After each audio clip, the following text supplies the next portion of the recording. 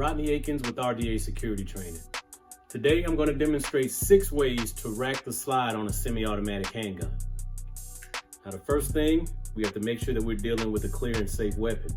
So I visually and physically inspect that weapon to make sure that it's clear, safe, and empty, and it is.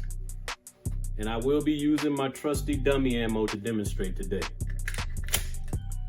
Now, of course, the first and easiest way to let the slide go forward on a semi-automatic handgun is simply to depress that slide stop release lever and let the slide go forward. Doesn't take any muscle, doesn't take a lot of effort. Downward pressure on that lever, the slide will run forward, chamber a new round, and now I'm ready to fire. The second way is what we call hand over slide. Well, basically I will take my palm and put it over the top of the slide, and that's what I'm going to use to rack the weapon.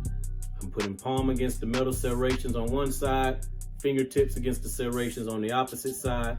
I'll be pushing with my strong hand as I pull with my support hand, and that's going to rack the slide. You can do the exact same thing on the front if you have those serrations. I personally don't like to use the front serrations because it puts my hand too close to the end of the weapon. Now, even though I'm smart enough to keep my finger outside of the trigger guard and off the trigger, I just don't like having my hand that close to the end of the barrel if I don't have to be. But on a full-size gun, you have a little more room to be able to do that, and so you can accomplish it that way as well. The next thing we'll do is what we call slingshotting.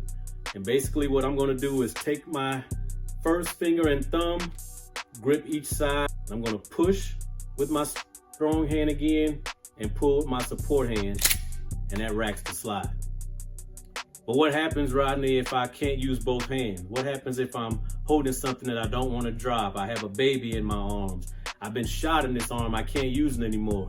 I still need to be able to rack the slide, clear a malfunction, and stay in that gunfight if necessary. So one thing that I can do is take that sight, hook it on the end of my belt, down and away from my body, and I rack the slide that way.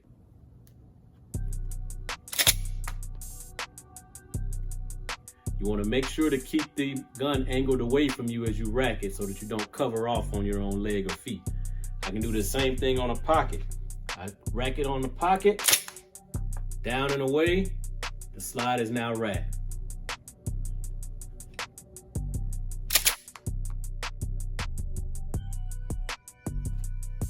The last and final one I'll show you is I can accomplish that exact same thing even using my shoe, boot, foot, or whatever. Foot up, down and away from the body, and I rack that slide.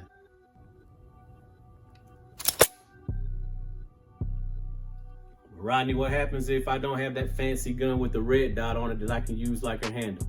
I'm glad you asked. It works exactly the same if I'm using a regular gun with regular sights. Now granted, these sights sit a little bit low, so working it off the pocket is going to be a little bit difficult, but I can definitely still work it off the belt. I'm going to try it off the pocket just to see if I can get it today. I'm a little better than I thought. And then last but not least, I work it off that foot. Down and away. So there you have 6 different ways that you can rack the slide on your semi-automatic handgun. Drop a few comments and let me know which one is your favorite.